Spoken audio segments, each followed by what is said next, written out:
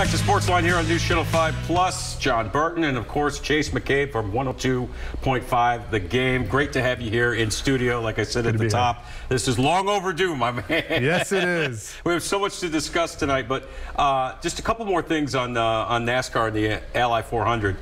You know, I'm sure a lot of people are probably going to their first race on Sunday. Mm-hmm. What can they expect? What can they look forward to? Well, one thing that they besides you doing the PA announcing, yeah, hearing my velvet voice, that's or right, however you want to golden throat, the voice of God. What they did last year, which was really cool, John, is they put this resin down in the turns, and what that does is that creates more grip for the drivers, lets the rubber lay down to the racetrack, mm-hmm. and therefore creates more side-by-side racing. And so the racing, in my opinion, was pretty good last year, which had been an issue previously at that track. And so that fixed some things. And so whether it's the Truck Series or Xfinity Series, Cup Series on Sunday, if you're going for the first time, I think you're going to see some good side-by-side racing. With this new car, mm-hmm. you're not really seeing somebody like Larson run away with it, right, like you did before. So I'm excited to see that, and it's loud, but it's fun, and it's going to go fast because there's not usually a ton of wrecks at Nashville Superspeedway. Right. You're just going to see good side-by-side racing. So I think if it's your first time, this is the perfect place to go, and I know tickets are still available, so go grab them. Yeah, and plug your podcast. I know you do the Chasing Checkers NASCAR podcast. I've had a chance to listen a couple times. Great podcast. Very informative.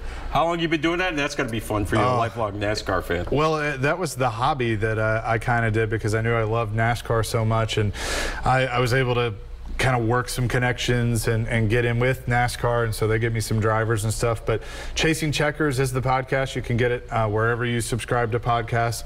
Drops every Friday, but airs on Sundays at 8 o'clock on 102.5 The Game, so you can hear it there. But we got this week, I'm doing some special shows. We'll have one tomorrow, Friday for 30 minutes leading into our Truck Series coverage because we're airing all 3 races on our air. Yeah. And then Saturday and Sunday as well. But Denny Hamlin's going to join the show this week. Joey Logano is going to join the show this week. Josh Berry, Hendersonville's own, that runs the Xfinity Series for Dale Jr., will join the show. Justin Allgaier, Clay Greenfield, another local driver that will be in the truck race. So got it loaded this week for NASCAR back in Nashville. And even going to talk a little IndyCar with Connor Daly. He's going to join the show too to talk about the Big Machine Music City Grand Prix. Yeah, that's coming up in August. Year 2 for that. That was a blast as well, covering that. Yeah. I mean, that was a lot of fun. You know, they're racing through the streets of downtown Nashville, and got to talk to what was it, Erickson? Guy who won it last year. Yep. Talking to him after the race, and that was really cool. So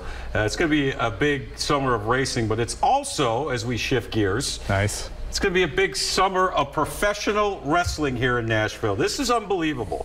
We got WWE SummerSlam coming up on July 30th at Nissan Stadium. Yep. And then the day after that, it was at the fairgrounds. Now it's going to be right over here at Municipal Auditorium.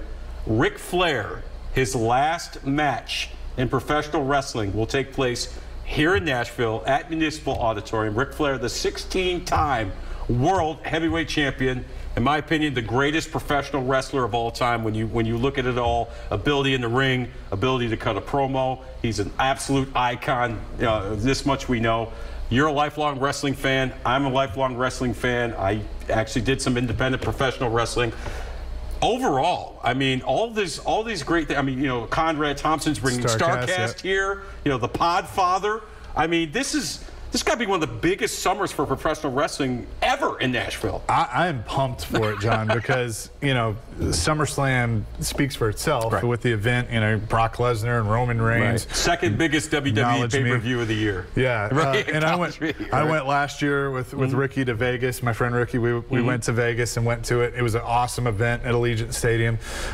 So I can only imagine what it's going to be like here. But then you mentioned the other stuff. I mean, the Nature Boy going to walk that aisle one more time, styling and profiling. And another beautiful robe, right? Another beautiful robe. And, they say this, that diamonds are forever, but so is Ric Flair.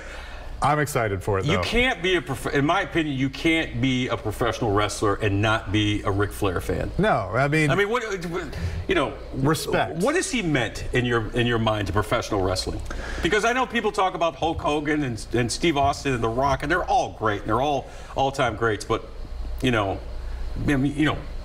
rap artists rap about Ric Flair. Yes. You know, they have him in their videos. For him to woo and everything. I mean, look, it's respect to me. I mean, whether you were a fan of his or you weren't, you respect the Nature Boy.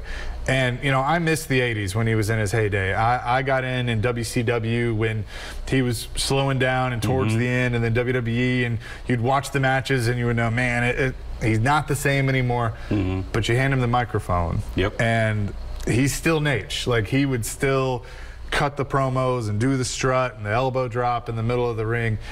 And so he knows how to entertain. And I just think, I agree with you, he is the best professional wrestler of all time, bar none.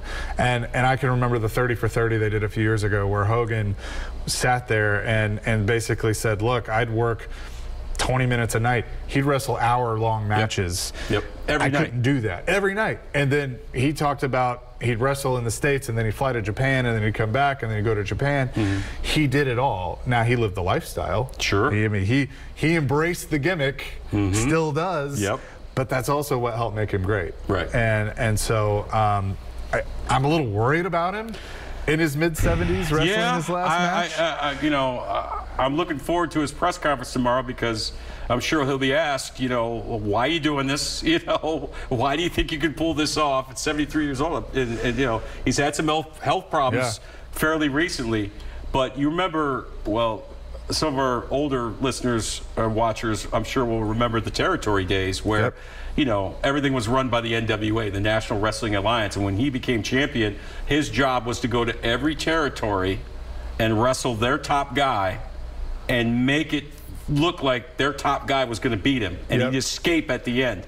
And that's, you know, that's a lot of right, exactly. And that's a lot of pressure on a performer that, you know, you may be in there with a guy that doesn't have a lot of experience, but he's very popular with the crowd. Okay, I got to make this guy look good. I got to make it look like this guy's going to beat me. Because I mean, we all know what professional wrestling is and what it isn't. You know, the cat's long been out of the bag. But his ability to do that night in and night out, and like you said, travel as much as he did. And I think it's kind of fitting that his last match is going to be here in Nashville, because arguably the greatest match he ever had was when he had that series of 3 great matches with Ricky Steamboat in 1989. And I believe the last match was over here at Municipal Odd, and that's when he won the title back, and then Terry Funk came in there and almost killed him. But how many great, like, that's the thing, when they said they were going to move it to Municipal, I said that's perfect, because how many great matches did he have there? And it's such an iconic building for pro wrestling, you know, as is the fairgrounds, the old, you know, the old sports arena. But I think it's going to be awesome. And, you know, you talk about that he'd kick out at 2, he'd end up winning the match, locking the figure 4, walk out with the championship. But you watch some of those matches, especially against guys that weren't as athletic, he made them look amazing. And there aren't many guys that can do that anymore. I mean, I would say now the best is probably AJ Styles, is one that can make you look good and basically carry the match.